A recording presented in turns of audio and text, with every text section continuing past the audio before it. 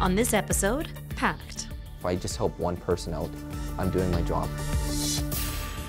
Welcome to Sherwood Dodge Road to Hope. I'm your host, Bianca Jade. Today we are in Edmonton as we take a behind-the-scenes look into the Edmonton Police Services as they support those that are battling mental health crisis. Hey Mike, it's John Croft and P.A.C.T. How you doing? P.A.C.T. stands for the Police and Crisis Team. And so it's a partnership between the Edmonton Police Service and Alberta Health Services. This team was created because there was such a high amount of police being first responders to people suffering from mental illness. There was a subject down in the southwest side of the city that may be suicidal. So police are dealing with people who are mentally ill without actually having any education. We're able to partner a psychologist or a psychiatric nurse with the police officer, and we can better assess these people and provide them the services they need. So we're going inside to see a gentleman who last week was apprehended by patrol officers. He had started a fire inside of his suite, and after being apprehended, he became quite aggressive, posturing towards police, and was eventually brought to hospital. Well, I know, sir, that there was some issues, I think it was within the last week or so. Yeah, so we just fine. Oh, okay. Well, that's good to hear. Okay, is that it? Well, we would like to talk to you further, but... No, I'm going to sleep. I've been under a lot of stress. I always had a passion regarding mental illness. I've always been interested in how people's minds work. There is a history of depression in my family, so got to see that firsthand of how difficult it is and the stigma around a mental illness. Okay, do you think you need anything before that? No, I'm going to sleep. Good night. Okay, I'm going to leave my card and you call my office when it's a better time, okay? I mean, mental illnesses are called that for a reason. They're not because you're not dealing with something properly. There's actually something wrong, even though we can't do a blood test to find it. Some of the misconceptions that I come across a lot are that this is a weakness, that they make the choice to act this way. You can treat mental illness, you can definitely work with it, and a pill may help, but there needs to be that other support. We're here today to see a gentleman who feels quite paranoid, thinks people are following him, and there's some inconsistencies with his timeline, I guess you could say, on how he's gotten to this point. And we've never heard anything about him before, so we want to see him and see if there's anything going on that we can help with. So that's what we're here to do, is we want to have a conversation with you, make sure everything's going well, and see if we can offer you any services. No, everything is good. As far as I know, everything is fine. As far as you know, know, we have like some conversation with my brother.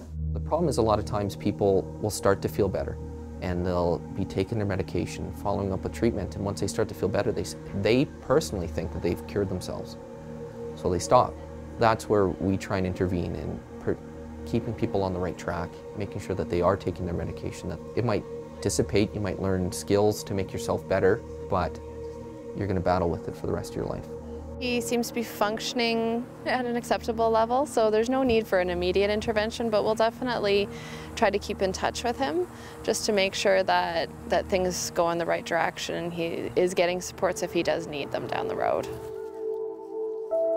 So a lot of the time when we go out and see clients, we require the assistance of patrol members. One might be just for transport, the other, some clients have more of an assaultive or violent history. So we try and bring more members in just for safety with myself and my partner. So we're going to go see a woman who has called police multiple times over the last several months, complaining about people breaking in, poison being put into different areas of her home, and it's all been investigated and proven false. This is my partner Tanya, and Hi. Tanya and I are with the Police and Crisis Team. Can I just ask some questions so that it can help me get a better understanding of what's going on? The girl from downstairs called somebody named Johnny, and they were going to put, I don't know if he was going to get somebody to kick my ass or what it was, but I can hear it through the vent, through the radiator. And that's why I just got punched through the floor or whatever, I don't know. Punched you through the floor? That's what they do, they hit me through the floor. They get mad, they hit me through the floor. And other neighbors, like, all through my apartment building heard this. I gotta get out of here. I have to get out of here and not have the thought of taking all my medicine all at one time. But you don't really want to kill yourself because you don't want to do I it don't to your want to dog. die that way. Yeah. I really don't want to die that way. She's just not safe to be left at home with her delusions and hallucinations. We don't want her getting to the point where she does try to hurt herself, so we're going to get her registered and checked in to go to see a doctor. Without this program to get two organizations together to help battle this, we'd be wasting police resources, emergency resources. There'd be a lot more people going into the hospital when they could have just been assessed, intervened, talked to.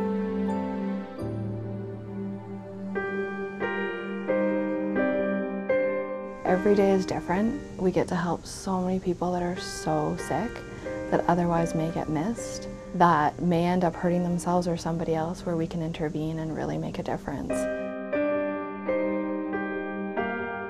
If I just help one person out, I'm doing my job. There's people out there that, regardless of how many times you try and help them, they're not going to take it. That doesn't mean we're not going to try again.